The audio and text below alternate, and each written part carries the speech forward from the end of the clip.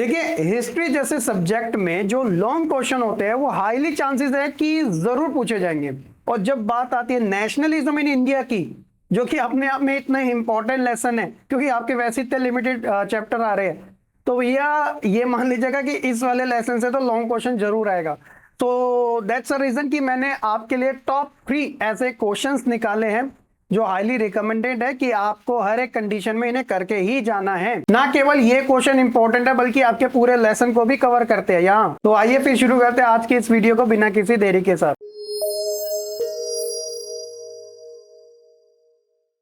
बात की जाए क्वेश्चन नंबर फर्स्ट की, तो वो है हमारा what were the circumstances which led the Khilafat and non cooperation movement. या अगर ये क्वेश्चन थोड़ा अलग तरीके से पूछा जाए, why did Mahatma Gandhi feel the need to launch a broad based movement in 1920? give any 3 reasons। अब आप अच्छे से जानते हो नेशनलिज्म इन इंडिया के अंदर हमने गांधी जी द्वारा जो चलाए गए नेशनल मूवमेंट है उनके बारे में कवर किया। अब नेशनल मूवमेंट में नॉन कोऑपरेशन मूवमेंट का नाम ना है ऐसा हो नहीं सकता। और बात रही भैया खिलाफत मूवमेंट की, जो कहीं ना कहीं एक बूस्टअप का काम किया था नेशनल मूवमेंट के अंदर, तो ऑब्वियसली ये दोनों इसी टाइम पे हमें देखने को मिले थे। तो आपको सिर्फ उन सर्कमस्टांसेस के बारे में बताना है, उन परिस्थितियों के बारे में बताना है कि किस तरीके से नेशनल मूवमेंट की जो शुरुआत थी वो इस टाइम पीरियड के अंदर हमें देखने को मिले थे। और गांधी जी ऐसा क्यों चाहते थे कि भैया अगर नेशनल मूवमेंट करवाना है ब्रॉड लेवल का तो उसके लिए किन किन चीजों की जरूरत होगी। तो लेट्स सी आंसर में क्या चीजें ऑलरेडी आपके लिए बताई गई है। तो सबसे पहले है condition created by the First World war. आप जानते हैं 1940 से 1918 के बीच में फर्स्ट वर्ल्ड वॉर हुआ था। और फर्स्ट वर्ल्ड वॉर के अंदर जो मेन एरेना माना गया था वो यूरोप जैसे कॉन्टिनेंट को माना गया था, और ब्रिटेन भी जो है वो यूरोप का ही पार्ट है। और फर्स्ट वर्ल्ड वॉर के अंदर ब्रिटेन भी अच्छा खासा इन्वॉल्व था, और ऐसे में उसे जरूरत थी बहुत ज्यादा एक तरीके से अपनी इकोनॉमी एक एक्सपेंडिचर को लेके और साथ ही आर्मी को लेकर। तो कहीं ना कहीं एक ऐसी इंडिया के अंदर कंडीशन क्रिएट हुई कि जिसका एक तरीके से जो प्रेशर था वो इंडियंस के ऊपर भी आ गया फर्स्ट वर्ल्ड वॉर का। वो कैसे, देखिए, the First World War was fought from 1914 to 1918। It led to huge increase in defense expenditure which was financial by taxes. अब अंग्रेजों को जरूरत होती थी भैया एक्सपेंडिचर की, डिफेंस के ऊपर खर्च करने की, और वो हमसे कैसे वसूलते थे, ज्यादा से ज्यादा टैक्स लगा के, ताकि उनके वो पैसा है और वो अपने डिफेंस में खर्च कर सके। Due to war prices increase many time leading the extreme hardship for the common people. अब वॉर के टाइम पे क्या होता है, हमेशा जो प्राइस होते हैं वो इंक्रीज होने लग जाती है, यानी कि शॉर्टेज होने लग जाती है। ताजा एग्जाम्पल अब रशिया यूक्रेन के वॉर से समझ सकते हो, जब ऑयल के प्राइसेस भैया कहाँ पहुंच गए थे कह नहीं सकते, ठीक है। तो कहीं ना कहीं जब भी वॉर जैसी सिचुएशन होती है तो इसलिए जो एक तरीके से जो प्राइसेस है वो इंक्रीज हो जाते हैं। और उस समय भी कुछ ऐसा ही हुआ था जिसकी वजह से जो आम व्यक्ति थे उनके लिए तो ये बहुत ज्यादा हार्ड हो गया था। इसके अलावा ऊपर से जो हमारे इंडियन पीजेंट थे, जो किसान थे, उनकी जो क्रॉप्स थी, फसल थी, 1918-1919 के बीच में क्या थी, खराब हो गई थी। और इस वजह से फूड की शॉर्टेज भी हमें देखने को मिली। और साथ ही many people lost their life in the war and due to epidemic, यानी उस समय पेंडेमिक भी फैला था और वॉर की वजह से भी कहीं ना कहीं उनकी जानें भी चली गई थी। और आप जानते हो कि आर्मी के अंदर इंडियन पीजेंट को स्पेशली फोर्सफुली रिक्रूट किया जा रहा था, जिससे कि लोगों के बीच में और ज्यादा गुस्सा था। तो कहीं ना कहीं ये एक स्पार्क था कि नेशनल मूवमेंट की शुरुआत अब होने ही वाली है। इसके अलावा गांधी जी रिटर्न एंड सत्याग्रह रही गई असर गांधी जी ने फुलफिल करी थी जब 1915 में वो दक्षिण अफ्रीका से इंडिया आए थे। तो उन्होंने पूरे इंडिया का ब्यौरा अच्छे तरीके से किया था। देन उसके बाद उन्होंने शुरुआत करी थी सत्याग्रह मूवमेंट की। अब इसमें क्या था, Mahatma Gandhi return to India from South Africa in 1915 where he had successfully fought against the racist regime with his new method of mass agitation and non violence known as a satyagraha. तो वहां पे उन्होंने रेसिज्म यानी कि कह सकते हो कि अपार्थाइड सिस्टम के खिलाफ एक तरीके से वहां पे बहुत बड़ा प्रोटेस्ट किया था और कहीं ना कहीं जीत भी हुई थी। तो गांधी जी साउथ अफ्रीका में तो फेमस थे, लेकिन इंडिया में नहीं थे। अभी इंडिया में नहीं थे, लेकिन धीरे धीरे हो गए। कैसे, in India he launched Satyagraha movement at various places. वो कौन कौन से थे, चाहे आप चंपारण की बात करो, सबसे पहला उनका सत्याग्रह का मूवमेंट चंपारण में हुआ था, जहां इंडिगो की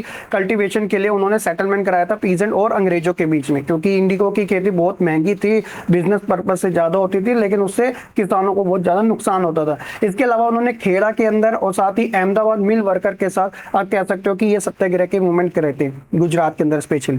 this satyagraha provided base to non cooperation movement, तो इन्होंने एक बेस बनाने का काम किया था। थर्ड पॉइंट है रोलेक्ट एक्ट के बारे में। ये क्या था Rowlatt act?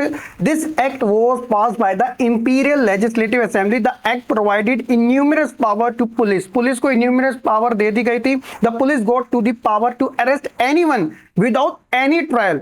The aim of act was repress political activities, यानी कि जो भी पॉलिटिकल एक्टिविटी उस समय इंडिया में हो रही थी अंग्रेजों के खिलाफ, तो इसलिए ये रोलेक्ट एक्ट लाया गया था, जो एक तरीके से बहुत खराब कानून था और इसका विरोध गांधी जी ने बहुत भरपूर मात्रा में किया था और कहीं ना कहीं ये बेस बना था हमारे नेशनल मूवमेंट का भी, क्योंकि इसके बाद जो इंसिडेंट हुआ था वो अपने आप में एक हिस्टोरिकल हो गया और इंडिया की हिस्ट्री में तो ये ब्लैक डे के नाम से जाना जाता है, जो कि था जलियांवाला बाग हत्याकांड, मैस किया। तो इसमें क्या था, जलियांवाला बाग जो है अमृतसर के अंदर एक जगह है, अमृतसर पंजाब के अंदर आता है। Jallianwala Bagh added fuel to the fire.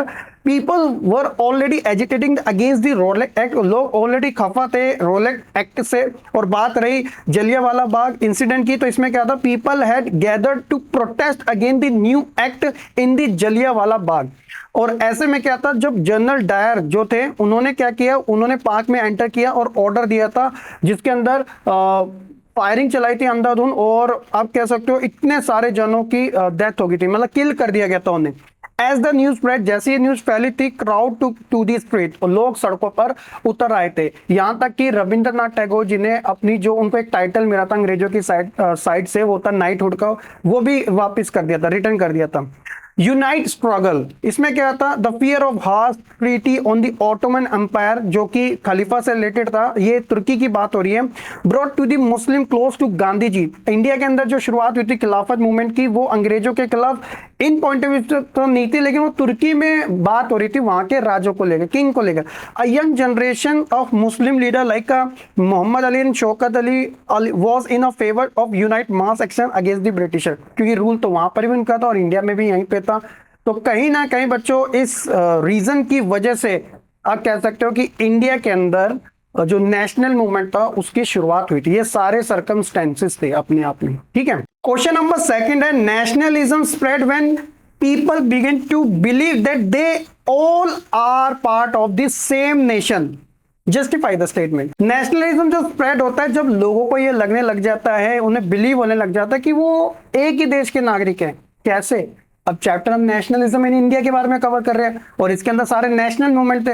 अब ऐसा तो नहीं था नेशनल मूवमेंट में कि कोई छोटा मोटा ग्रुप था, भाई पूरा इंडिया एक साथ आ गया था। तो ऐसे क्या रीजन रहे होंगे इसको जस्टिफाई करने के लिए? Let's see. सबसे पहले United struggle, the most important factor responsible for arousing the sense of nationalism among the Indian was United struggle against the British. चाहे वो आप खिलाफत मूवमेंट की बात करो, फिर चाहे आप नॉन कॉपरेशन मूवमेंट की बात करो, तो ये सभी मूवमेंट की वजह से सारे जो लोग थे, चाहे उसके अंदर महिलाएं हो, बच्चे हो, स्कूल के स्टूडेंट हो, कॉलेज के स्टूडेंट हो, एडवोकेट हो, गवर्नमेंट ऑफिसर हो, सारे एक साथ आगे थे। कल्चरल प्रोसेस, इसमें क्या था, there was also a variety of cultural process through the which nationalism captured people imagination, history and fiction, folklore and songs, popular print and symbol, a play a part in the making of nationalism। कि जब लोगों को ये लगने लगा कि कहीं ना कहीं उनकी एक ऐसी हिस्ट्री है, उनका खुद का एक तरीके से एक नेशनल सिंबल है, उनके पॉपुलर प्रिंट्स हैं, संगीत है, साहित्य है, हिस्ट्री है, मतलब ये सारी चीजों ने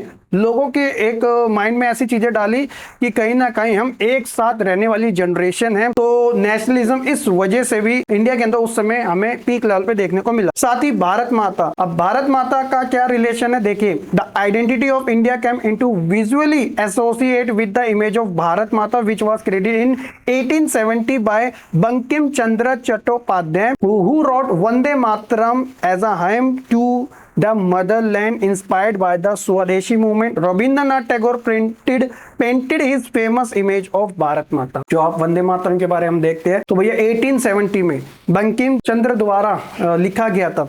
तो आज के समय ये हमारा नेशनल सॉन्ग भी है, भूलना मत, ठीक है।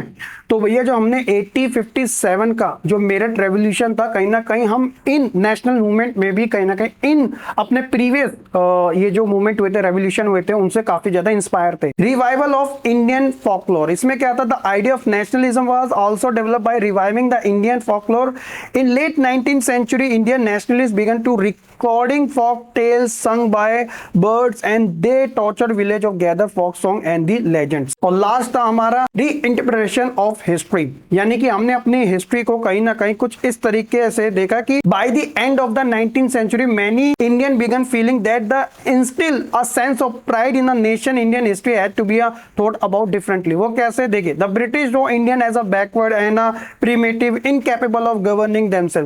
मतलब ब्रिटिश ऐसा सोचते थे कि हम बेवकूफ है उनकी नजर में, कि यार इनके ये बैकवर्ड है, प्रिमिटिव है, इनकेपेबल है, गवर्न नहीं कर सकते हैं। Indian become looking into the past to discover India greatest achievement. तो इंडिया अपने पास्ट में इस चीजों को देखने लगा कि हमने वो बड़ी से बड़ी चीज कर रखी है, जैसा अंग्रेज हमें समझ रहा हम वैसे है नहीं। They wrote about the glorious development in ancient time, हमारी बहुत पुरानी वैसी भी सिविलाइजेशन है, वर्ल्ड की सबसे famous Indus valley. The nationalist historian urge the reader to take a pride to in India great achievement in the past and struggle to change the miserable condition of life under the British rule. तो इन सब reasons की वजह से आप कह सकते हो कि नेशनलिज्म स्प्रेड होने लगा था उस समय, और कहीं ना कहीं हम सारे लोग एक यूनाइट हो गए, जिससे कि अंग्रेजों को काफी ज्यादा तकलीफ भी हुई थी। जो उनकी डिवाइड एंड रूल वाली जो पॉलिसी थी वो काफी ज्यादा खतरे में आ गई थी कि इन लोगों को आपस में धर्म के नाम पे, जाति के नाम पे लड़वाओ और राज करो, ये इनका एक प्रोपेगेंडा था उस समय। लास्ट क्वेश्चन की भी बात कर लेते हैं कि वो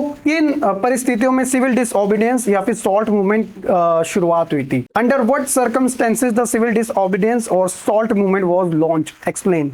ये बात हो रही है सॉल्ट मान 1930 के आसपास वाली, ये भी एक नेशनल मूवमेंट था अपने आप में। तो सबसे पहला था फेलियर ऑफ साइमन कमीशन। इसमें बेसिकली क्या था, the Simon commission was constituted in a response to the nationalist movement but the commission failed to satisfy the Indian people and the leader. तो भैया साइमन कमीशन लाया इसलिए गया था कि वो इंडिया के स्ट्रक्चर में बदलाव लाने की बात कर रहे थे, लेकिन सारे रिप्रेजेंटेटिव अंग्रेज ही थे, मतलब इंडिया की साइड से कोई रिप्रेजेंटेटिव था नहीं, इसलिए फेमस स्लोगन आया था साइमन गो बैक, जाओ भैया हमें तुम्हारी जरूरत नहीं है।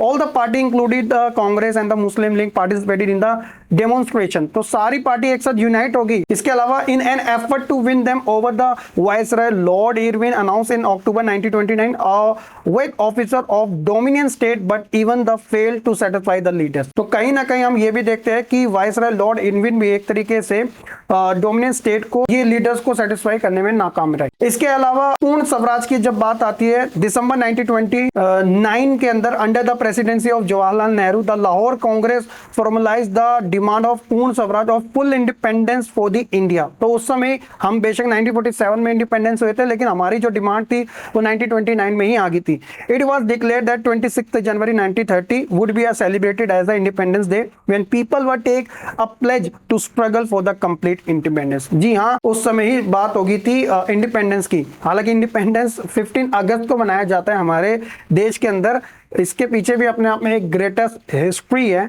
ठीक है। लेकिन 26 को जब हमने अपना कॉन्स्टिट्यूशन स्टैब्लिश कर दिया, सो दैट्स द रीजन आप कह सकते हो कि जो डेट है थोड़ी आगे पीछे हो गई है, but the celebration attract very little attention, so Mahatma Gandhi had to find a way to relate the abstract idea of freedom to more considered issue of everyday life. तो इसीलिए उन्होंने इस चीज की शुरुआत करी, और वो था मेन हमारा गांधी जी की जो डिमांड थी, 11 डिमांड थी, जब वो रिजेक्ट होगी। कैसे? 31 जनवरी 1930 को Mahatma Gandhi in the statement put forward 11 demands to correct the wrong done to the Indians. He assured the viceroy that he would withdraw the civil disobedience. British government accepted of 3 demands. However, Gandhi's demands were declared to be unrealistic by the viceroy. तो उनकी proper तरीके से सारी demands को नहीं माना गया था। और इसी में एक क्वेश्चन कहीं ना कहीं ये भी बनता है जो मैंने आपको कवर कराया था, गांधी एंड इरविन के बीच में जो एग्रीमेंट हुआ था उनसे रिलेटेड भी आपसे शॉर्ट क्वेश्चन अक्सर पूछ लिया जाते हैं। इसके बाद था इकोनॉमिक कॉजेस। इसमें क्या था कि the great depression in of 1929 had a deep impact on the Indian economy, especially on agriculture.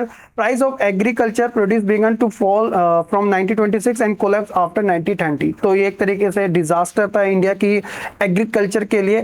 As the demand for agriculture goods fell and export declined, peasants found it difficult to sell their harvest and pay their revenue. और इसके अलावा the government refuse to lower the taxes, so by the 1930 the farmer were in a poor condition. एक तो उनकी फसल भी अच्छे से ग्रो नहीं हो रही है, ऊपर से कहीं ना कहीं वो टैक्सेस भी नहीं दे पा रहे और अंग्रेज वो टैक्सेस को कम भी नहीं करने का काम कर रही है। और last support from the business classes. जी हाँ, the business classes was keen to expending their business and were against the colonial policies, the restricted business activity. They decided to provide financial support to the civil disobedience movement when it was launch. तो इस वजह से business class का भी support इस movement को मिला था। और एक अच्छी बात ये भी थी, जब ये सिविल डिसओबीडियंस मूवमेंट हुआ था, इसकी कवरेज जब इन्होंने गांधी जी ने सॉल्ट मार्च किया था ना, दांडी जो जगह का नाम है गुजरात के अंदर, तो इसकी कवरेज जो थी ना केवल इंडियन मीडिया में बल्कि वर्ल्ड लेवल पे भी कवरेज इनको देखने को मिली थी, जिस वजह से खुद अंग्रेज भी हिल गए। ऐसे गांधी का नाम इतना पॉपुलर नहीं हुआ था। तो ये अपने आप में एक हिस्टोरिकल चीजें थी जो हमें देखने को मिली और पढ़ने को मिली। तो ये थे बच्चों आपके 3 क्वेश्चन जो इस चैप्टर से दिए गए। होप सो कि आपको काफी अच्छे से समझ आ चुके होंगे। इन्हें जरूर कवर करके जाना, कंटेंट की कोई कमी नहीं है। बाकी हम मिलेंगे अपने नेक्स्ट वीडियो में, तब तक के लिए आप खुश रहे, पढ़ते रहे और ऐसे ही आगे बढ़ते रहें।